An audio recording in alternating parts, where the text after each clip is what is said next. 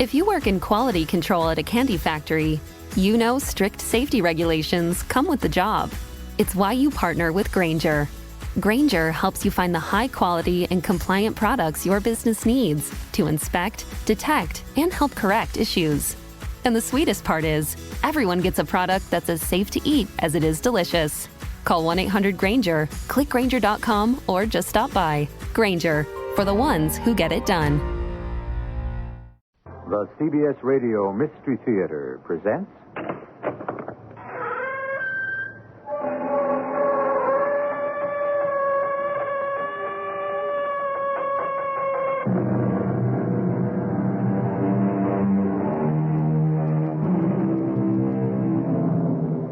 Come in. Welcome. I'm E.G. Marshall.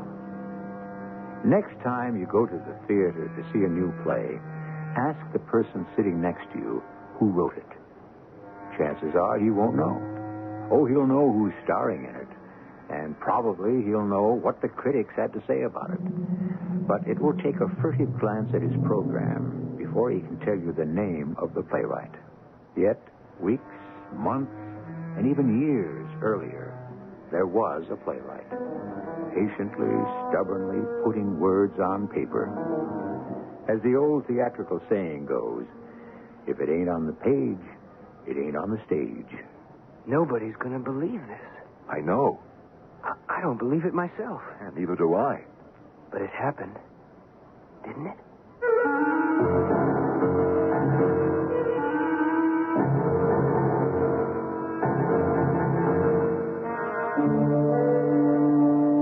Our mystery drama, The Imposter, was written especially for the Mystery Theater by Elspeth Eric and stars Don Scardino and Norman Rose. It is sponsored in part by X-Lax and Buick Motor Division. I'll be back shortly with Act One.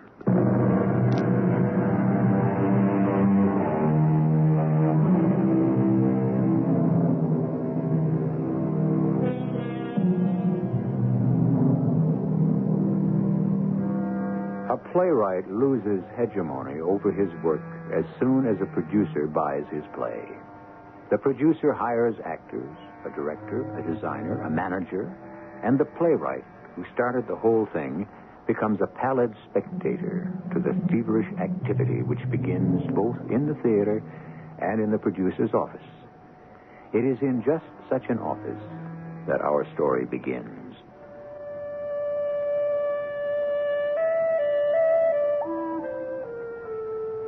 If you don't believe what I'm about to tell you, don't blame me.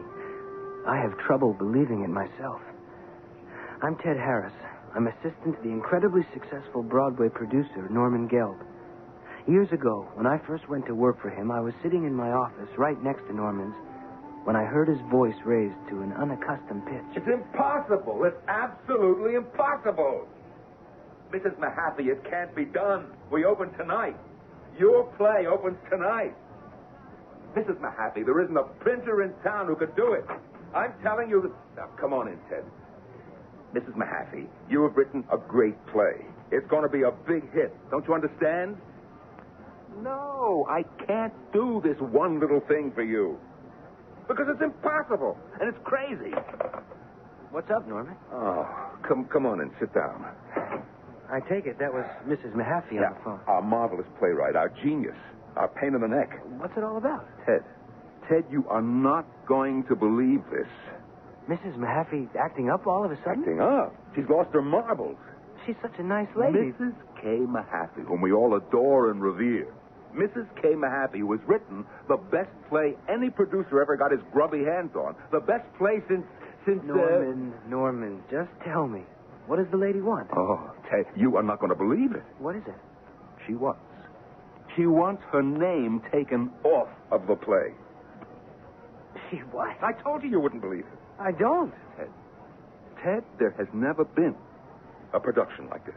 I don't mean just the script, though Lord knows that's a masterpiece. But I have hired the best people, the best actors, the best director, the best designer, because I love this play. It's in my blood. It's part of me. You know that every day since I read it, I have gone around thanking whatever star looks out for Norman Gelb that this play came into my office. And you know how it got here? Through the mail. No agent, no nothing. From a playwright nobody ever heard of. You know, I darn near didn't read it. Yeah, you had me read it. Huh? Oh, yeah, that's right. I did, didn't I? And you liked it. I liked it a lot. And then I read it and liked it even better than you did. Couldn't wait to get on the phone and buy it. You remember that? I remember. Naturally, Mrs. K. Mahaffey was very happy, very grateful. And who wouldn't be? Norman Gelb was not one of your schlop producers. Ah, far from it.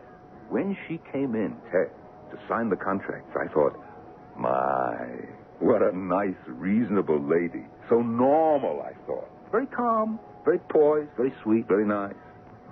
But I didn't take advantage of her. Mm-mm. Or the fact that this was her first time out. I gave her good terms because I knew that she had written a great play.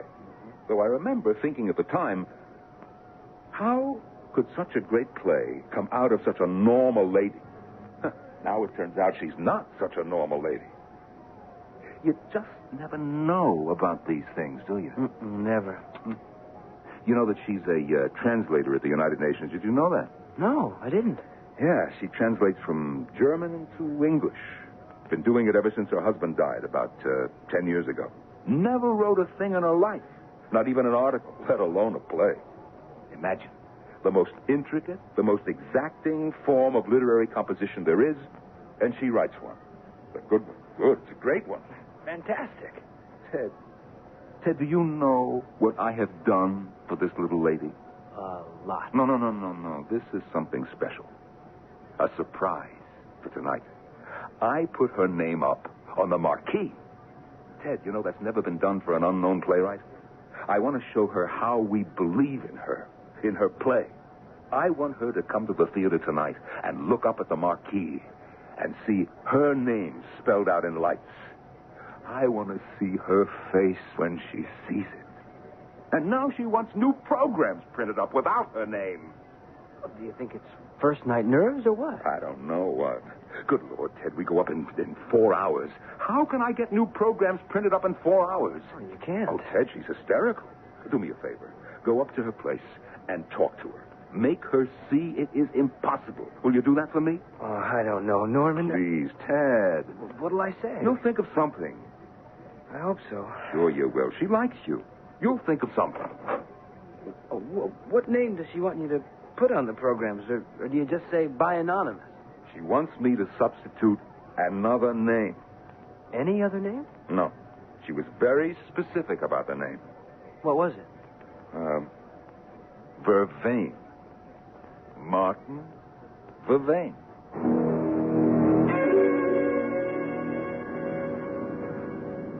All the way up to Mrs. Mahaffey's apartment building, I tried to think what I could possibly say to this nice, unassuming woman who had suddenly, seemingly, gone slightly mad. I didn't know her awfully well. Most of her contacts had been with Norman. But she and I had always gotten along. When I got to the apartment, I waited a moment and then pushed the button. It was at least a full minute before the door opened. And when it did, it wasn't Mrs. Mahaffey. It was a dumpy little woman I'd seen around the theater a few times. Yes. Is Mrs. Mahaffey in? Oh, what? I'm afraid she isn't seeing anyone right now. Oh, well, maybe she'd see me. Mrs. Mahaffey's play is opening tonight on Broadway. I know. I work for Mr. Gelb, the producer. I'm Ted Harris. Mr. Gelb asked me to come up here and talk to her. Oh. Well, in that case, come on in. She might see you if it's about the play. I'm Dorothy Dillingham. I'm a friend of Kay's. Actually, Kay wrote the play at my house. I have a little place up in the Catskills. Oh, is that so? Oh, yes. Well, we're very close, Kay and I. Both being widows. My husband and hers died the same year, within a few months of each other. I've done all I could. I can't do any more. They won't listen to me. Nobody will listen. Nobody understands. I've tried, but it's no use. No use. That's Kay. But she sounds very upset. She's been upset ever since the road tour. Mr. Gelb says she wants her name taken off the program. She does. She's quite determined. But doesn't she know that that's impossible? Well, if she does, it doesn't make any difference. But we open tonight, Mrs. Dillingham. Less than 4 hours from now. I know. Mr. Gelb said she wanted another name substituted. Martin Vervain. You know about that? Oh, yes. Mrs. Dillingham, on the way over here, it occurred to me, does Mrs. Mahaffey think that a man's name would be better for some reason? Because if that's what she thinks, those days are past. It might have been true once. I guess it was. But these days, a woman's name is as good as a man's. Maybe better. I know. Well, then why would she... Have you done it? Oh, Kay, dear. Mrs. Mahaffey... Have you done it? That's all I want to know, so that I can get some rest. Have you done it, Mr. Harris? Have you removed my name? Mrs. Mahaffey, we open in less than 4 hours. You can't get new programs printed up in less than 4 hours. There isn't a printer in New York that could do that. Well, have you tried? There's no sense in trying. It can't be done. Oh, what am I going to do? Mrs. Mahaffey, you've written a wonderful play. You should be proud. Oh, I'm ruined. Mr. Gelb has such faith in your play. He's even had your name put up in lights. Light? Light? Well, yes, on the marquee. You know, over the entrance to the theater. It was supposed to be a surprise for you. It's a very unusual honor. He thought you'd be so happy. Happy? I'll never be happy again. Oh, how can you do this to me? Mrs. Dillingham. Oh, I'm ruined for life. Perhaps you'd better go, Mr. Harris. If you need me, I'll be at the office. Good. Because I think it's very likely I'm going to need you.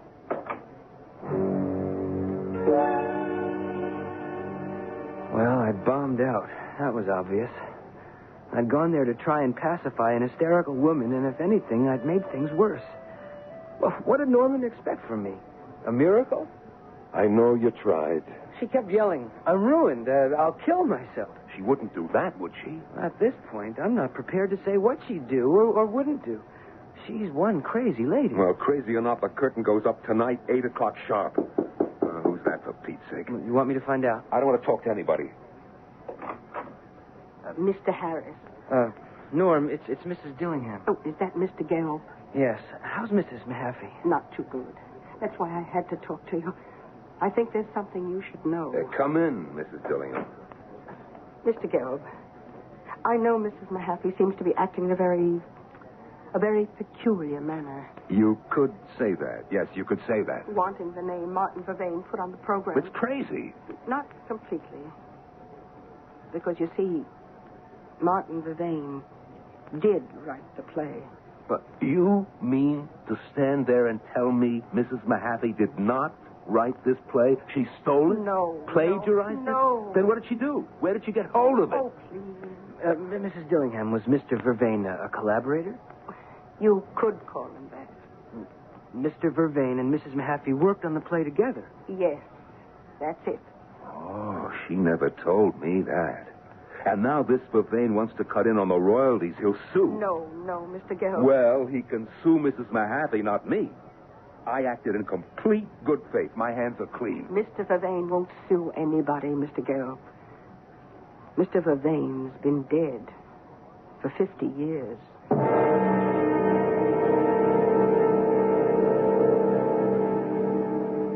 People tend to ask writers the oddest things and the tritest. Where do you get your ideas? Do you write every day or just when you feel like it? Do you use a typewriter or put it down in longhand? Do you write in the morning or the afternoon or at night? As though by learning the mechanics, anyone could write. If you've ever tried it, you already know that nothing could be further from the truth. We'll return shortly with Act Two.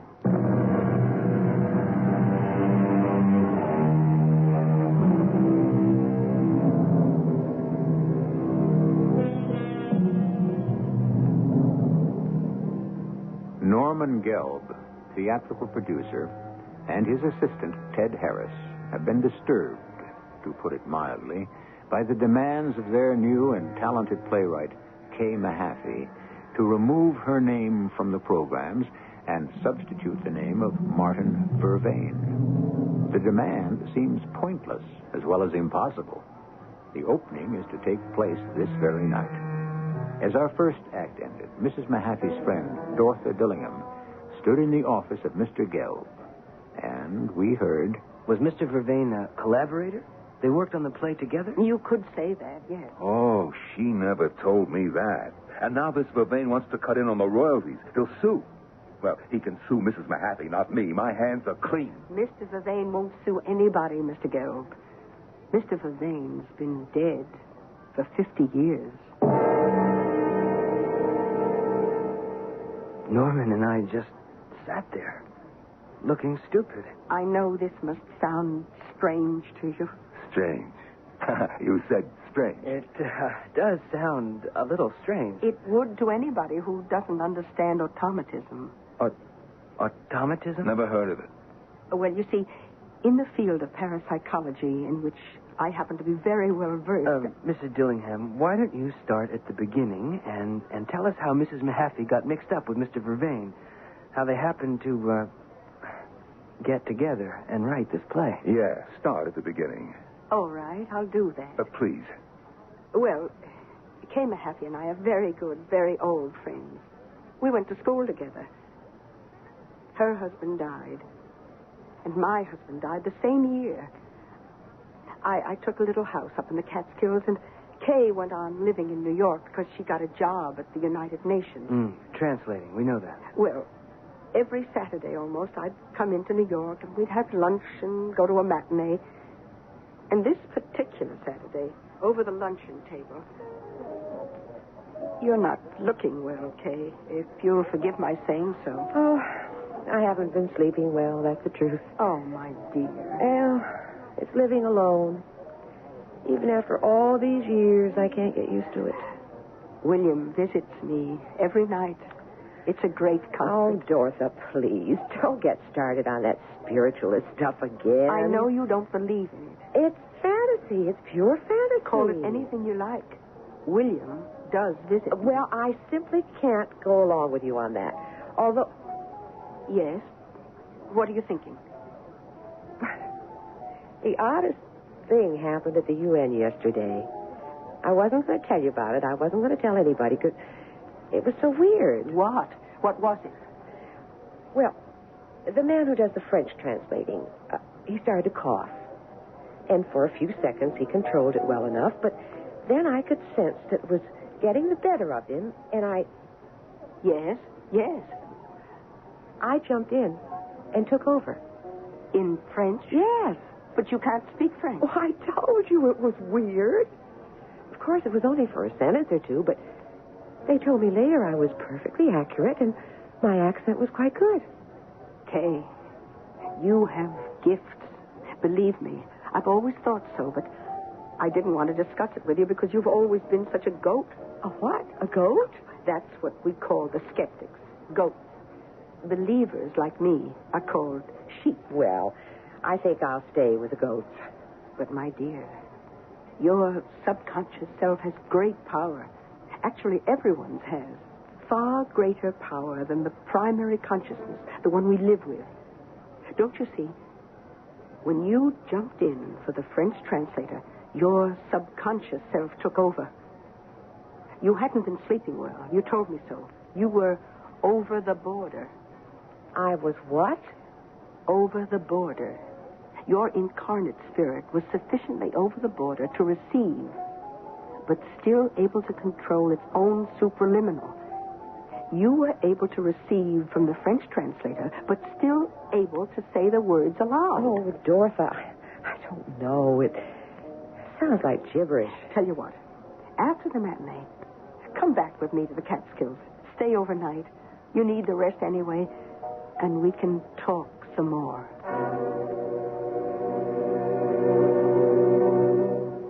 After the matinee, we drove up to my house together. I knew she was still very skeptical towards the whole thing, not to say hostile. So, on the way, I kept the conversation on very mundane subjects. Kay hardly said anything at all. I made her go and lie down while I fixed dinner. And after we'd finished eating, without any prompting from me, she said, What you were saying at lunch about the power of the subconscious self. yes. How do you get in touch with it, with the power? Well, there are different ways. I use a Ouija board. A Ouija board? I didn't know they still made those things. Oh, my dear. Everyone who's into parapsychology knows about Ouija boards. Do you have one? Of course I have one. You want to see it? I might look at it. I'll get it. It's right here. What you said at lunch about being over the border, Yes. I don't know if that's what I'm feeling right now. I have an idea it's just the mountain air. How do you feel right now? Sort of, disconnected. Disassociated? I don't know what that means. It could be the beginning of a trance state. It's very odd. You know, I'm not sure I like it. Well, here's the Ouija board. I think my mother had one of those. It has the letters and numbers from 1 to 10, plus yes and no, and goodbye. Oh, it's such a funny name, Ouija. Well, it's a combination of the French and the German words for yes. Oui, French. Ja, German. How strange. Kay, I know what you're thinking. What happened yesterday at the UN? How you translated into French? When I only know German. Oh, let's start, shall we? Oh, this is all so exciting. Now, this little three-legged, heart-shaped thing is a planchette. We put our fingertips on it very lightly. Yes, that's right. And then we wait till it moves. We were there for hours, till almost midnight. For the first hour, nothing happened. Nothing at all. I was willing to give up. I thought Kay was too tired to continue. Perhaps we'd do better in the morning. But about 10 o'clock, the planchette started to move. It spelled M-A-R. And then it stopped. Martin. Yes, but we didn't know that then. Well, what else did it spell out? Nothing. Just M-A-R. Over and over again for 2 solid hours. Then what happened? Well, a little after 11, Kay looked so exhausted, I insisted that she go to bed. We weren't getting anything new on the Ouija board. I said we could try again in the morning. So we each went to our own rooms and went to sleep. At least I did. But in the morning, when I went to make breakfast, there was Kay, standing over the table, staring at the Ouija board. Morning, Bright Eyes. Did you sleep well? I didn't sleep at all. Okay. Did you? Like a top? Never woke up once? Are you sure? Well, of course I'm sure.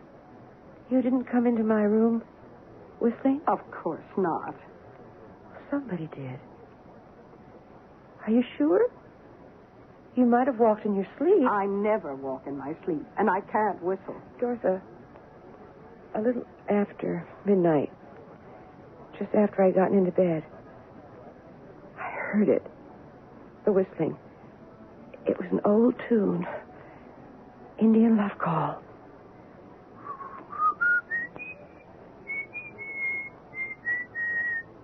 Do you remember that? Yes, I remember. Well, was that all? Just the whistling? I think so. Except I seem to hear someone scolding me.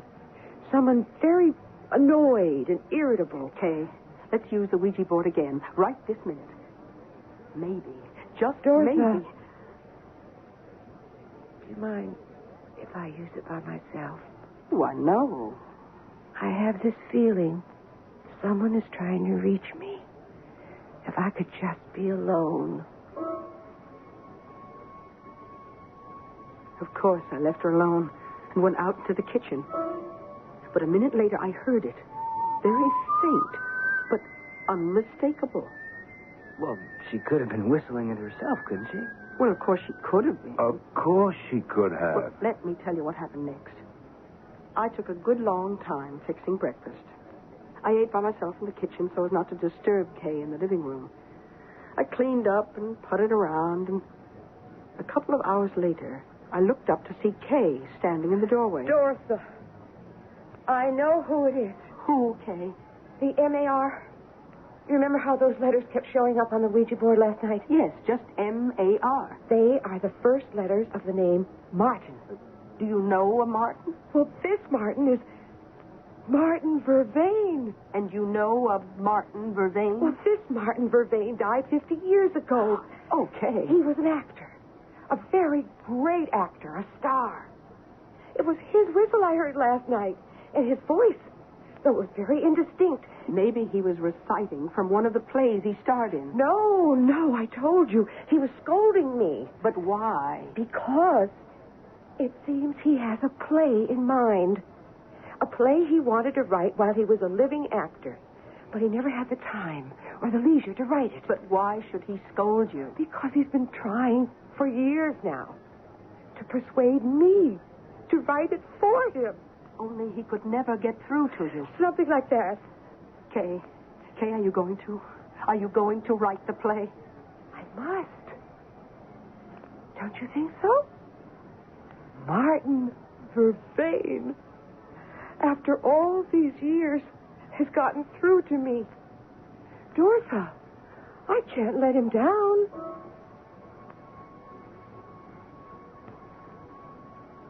That night, about midnight, I heard it. I heard the soft creaking of Kay's bed. Heard the door of her room open and close. Heard her go into the living room, pull up a chair. And I knew, I was sure that through the Ouija board, she was receiving the words of the departed actor Martin Vervain. Sure enough, in the morning, I went into the living room, and there was Kay, her face glowing, though she had had no sleep for a day and a half. The first act is finished, Dorothy. All night I worked. It went so fast I could hardly keep up, but the first act is complete. Oh, Dorothy, who would have thought that I... Why not you? Why should you not be an automatist? Elizabeth Barrett Browning and Victor Hugo received messages by automatic writing. Why not you? Oh, I never dreamed. It's no more than simple telepathy, the fusing of the incarnate with the excarnate spirit. Is that what's happening? Martin Vervain is the communicator. That's all an entity ever is. An entity, you say? An essence, a being from beyond, a sender, as you are a receiver. Oh, Dorothy. Dorothy, that this should happen to me. Sunday night, at about midnight, I heard it again. And I heard Kay get up and go into the living room. But this time she didn't pull up a chair. Instead, I heard the soft tread of her feet up and down the room. And I heard, even though I could not make out the exact words, I could hear her voice, low, soft, all through the night, her voice declaiming. What was she doing? Why, she was composing the play, of course, as it came to her from Martin Vervain. A play does not get written that way. I know you are one of the goats, Mr. Gill. Oh, what happened next, Mrs. Dillingham? Well, the next day was Monday, and Kay phoned the UN to tell them she wouldn't be in. That, as a matter of fact, she'd have to take off the rest of the week. And every night, about midnight, I heard the whistle, and I'd hear Kay get up and go into the living room. But along about Thursday, I think it was, I didn't hear her voice as I had before. I heard instead, you'll never believe this, I heard a typewriter. Yes, a typewriter. Kay was taking down Martin Vervain's words on a typewriter. It's incredible. I told you wouldn't believe me. You must admit, Mrs. Dillingham, it's not easy. Oh, no, of course it isn't. The part about the typewriter, I found that hard to believe myself. Though I had heard of such a thing a long time ago. Well, the next morning I confronted Kay with it. You don't mind my using your typewriter, do you? Of course not, but did you? Was it really? Was I really typing the play? Yes, of course I was. It sounded so easy. You went so fast. Oh, Dorothy, there's nothing to it. You know what I've decided? I've decided I'm the entity. Oh, no, Kay. Martin Vervain is the entity. You are the automatist. That may have been true in the beginning, but then I went ahead on my own. This is my play. I've even thought of the title. The Color of Desire. Do you like it? Yes, but I was just typing up the title page. The Color of Desire by K. Mahaffey. There.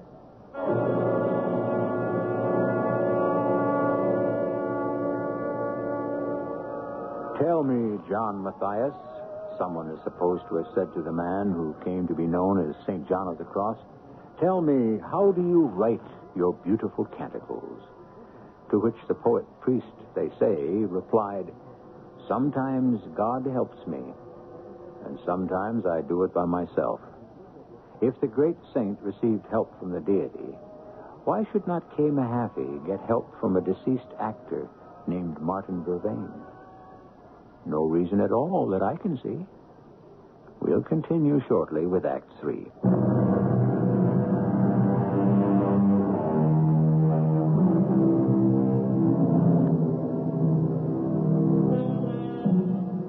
In our second act, we heard from the lips of Dorothy Dillingham the account of how her friend Kay Mahaffey came to write a play.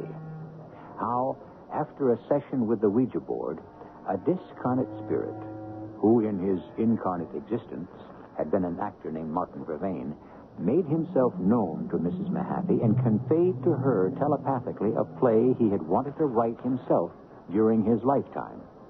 As the act ended, we heard Mrs. Mahaffey say, Dorothy, I am the entity. Kay, Martin Vervain is the entity. You are the automatist. That may have been true at first, and then I went ahead on my own. This is my play. I've even given it a title. The Color of Desire. I was just typing the title page. The Color of Desire by K. Mahaffey. There.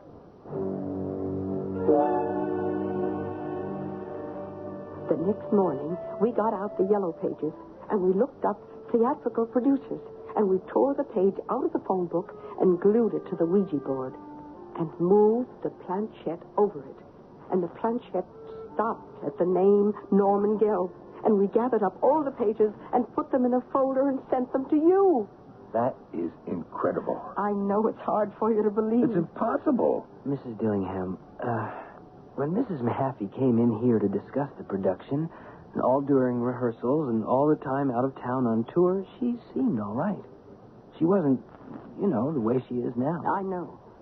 But she wrote me, I think it was from Philadelphia, that Martin Vervain was starting to give her trouble. What kind of trouble? Oh, she didn't say exactly, but she did say he was using bad language and threatening her. What, you mean physically? I think so. Mrs. Dillingham, Mrs. Mahaffey has been under a great strain. I should say she has. No. I mean for a long time. Maybe ever since her husband died. Living alone, earning a living, all that. And then she writes this wonderful play. It just comes to her. These things do happen that way sometimes. And it's bought and cast and put into rehearsal and produced and tried out. That's all a lot of excitement and involvement. Even if you've been through it before, it's a big strain.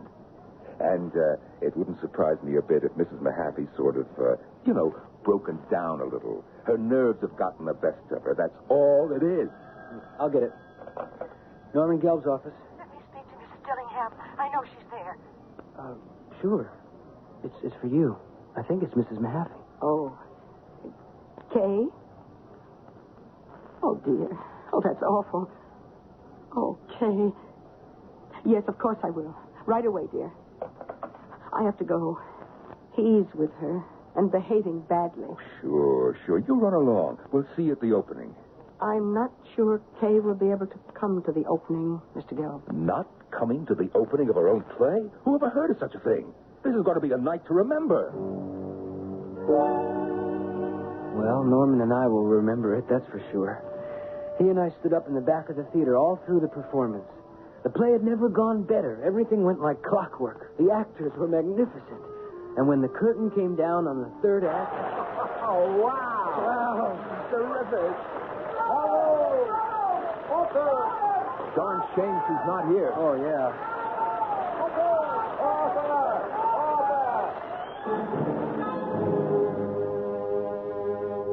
Finally, they stopped applauding. Finally, they emptied the theater. Norm and I sat in the green room, happy and exhausted. Only one thing remained, the notices. What would the critics say about the play? It didn't seem possible they wouldn't rave about it. But one thing is sure about the theater. You could never be sure. What do you think, Ted? Oh, a smash. Oh, yeah. Oh, can't miss. Yeah. Still, critics are funny people. Yeah. Well, what do you say we go across the street? Okay, where's your coat? Just across the street? I don't need it. Okay, let's go. You know, Ted, it's a funny thing about the theater. 1 minute it's full of life. Sound, lights, people. The performance ends, the applause stops, the people leave, and it's silent as death and as dark. Look, even the lights on the marquee are going out. Okay, let's cross the street. Oh, no. Wait a minute, Ted. What's the matter? You know, I can't stand the idea of Mrs. Mahaffey not being with us when the notices start to come in. I don't want to sit there with just you and my mother. Go on up to Kay's apartment and see if you can't talk her into joining us. Well, why don't you come with me? She'll listen to you better than to me. My mother's over there waiting for us. You go, huh? Okay. Tell her we just have to have her with us, huh, Ted? Tell her it's the big night for all of us. Well, I got a taxi and drove to Kay's place. When the door opened and it wasn't Kay Mahaffey, it was Dorothy Dillingham. And she looked worried. Come in, Mr. Harris. Isn't Mrs. Mahaffey here? She's in the bedroom, but don't go in there. She won't recognize you. Is she sick? Not exactly. The doctor left just before you got here. He says she's all right. She'll come out of it. Come out of what? Well, the doctor said it's a sleep of exhaustion, but I know better. What do you think it is? I think it's deep trance. Oh, no. Mrs. Dillingham. It started at 8 o'clock. I was in here, and she was in the bedroom. I heard her cry out, Don't, please don't. Mr. Harris, I'm sure he was with her. You mean? Martin Vervain. After a while, I went in there, and she was lying on the bed, perfectly quiet. I spoke to her, but she didn't answer me. That's when I called the doctor. I was worried. Well, of course you were. The doctor said he found bruise marks on her body. Oh? You know how I think they got there? Now, Mrs. Dillingham. I know. You're not a believer. No, I'm sure there's a simple explanation for the bruises. That's what the doctor said. But I know better. Mrs. Dillingham, Mr. Gelb and I were very disappointed that neither of you came to the opening. Oh, did it go well? Oh, very well. Very, very well. Oh, excuse me.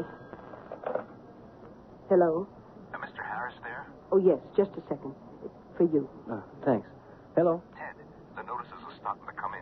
Radio, TV, Ted, they are sensational, fantastic, out of this world. Oh, wow. Tell Mrs. Mahaffey she's got to come down here. How is she, by the way? Well, I haven't seen her yet. Oh, well, tell her this is something she can't miss. Once-in-a-lifetime thing, unforgettable. Marvelous, Norm. I'll do my best here. Don't take no for an answer. I'll see you and make it soon. Yeah. See you soon, Norman. That was Mr. Gelb. Yes, and he says... Oh, yes, dear. It was Mr. Norman Gelb. Oh, Mr. Gelb? Mrs. Mahaffey, Mr. Gelb was calling from a restaurant across the street from the theater. The theater where your play opened tonight. Oh, yes. The play. Mrs. Mahaffey, the reviews are starting to come in. Radio, television. Mrs. Mahaffey, they're all great. Oh, I wrote the play. Just as Mr. Vervain told me to. I never corrected or changed a thing. Mrs. Mahaffey, Mr. Gelb wants the three of us to join him. He does? Yes, and when you walk in, probably everybody will applaud. For me? Oh, of course, for you. How will they know who I am? Well, your picture's been in the papers, and you'll be with me. Kay, let's go. Well, I'll get your coat. they'll really applaud? Sure. And we'll sit with Mr. Gelb, and people will stop by the table and congratulate you and tell you how much they liked your play. Oh, it does sound like fun. Oh, it is fun, Mrs. Mahaffey. It's fun like no other fun in the world. Here's your coat, Kay. I've got mine. Ladies, shall we go? In the taxi, I didn't say much. I was secretly pleased with myself. For once, I had succeeded with Mrs. Mahaffey, and I looked forward to watching her take in all the glories, all the splendor of the theatrical world, which too often is grubby and depressing. But tonight, she'd see it with its best foot forward, and she would be thrilled. So far as I know, there's no bigger thrill to be had than the one that comes from a play that's a smash hit. I hope I'm doing the right thing. Of course you are. You just wait and see, Mrs. Mahaffey. It'll be the experience of your life. Will it? You bet it will.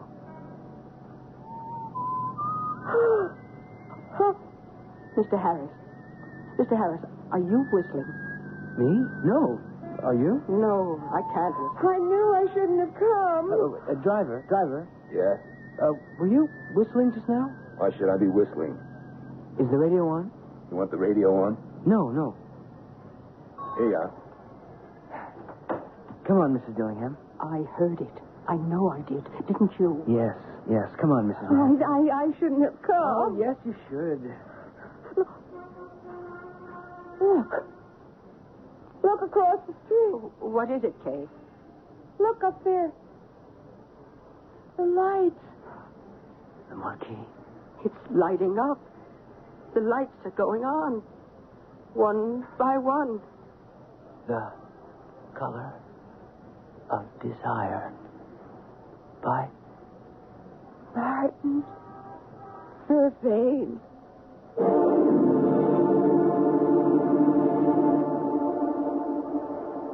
Ted Harris told you at the very start. He said you wouldn't believe it, didn't he? And you don't, do you? I don't blame you. It's a completely incredible story.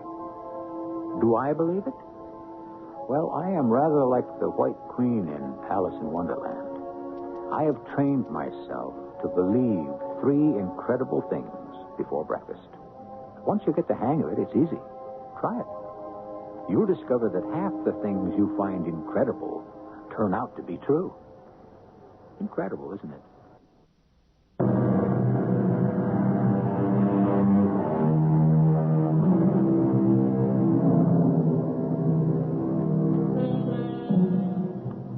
Mrs. K. Mahaffey never wrote another play.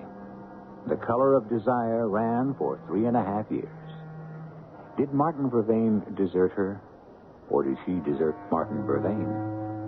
There have been several playwrights who have written one successful play and were never able to do it again. Perhaps K. Mahaffey was one of these. Or should I say Martin Vervain was one? I leave it up to you. Believe whatever you like. Whatever you believe may very well turn out to be true. Our cast included Norman Rose, Don Scardino, Bryna Rayburn, and Ann Petoniak. The entire production was under the direction of Hyman Brown. Radio Mystery Theater was sponsored in part by General Electric Citizen Band Radios. This is E.G. Marshall inviting you to return to our Mystery Theater for another adventure in the macabre. Until next time, pleasant dreams.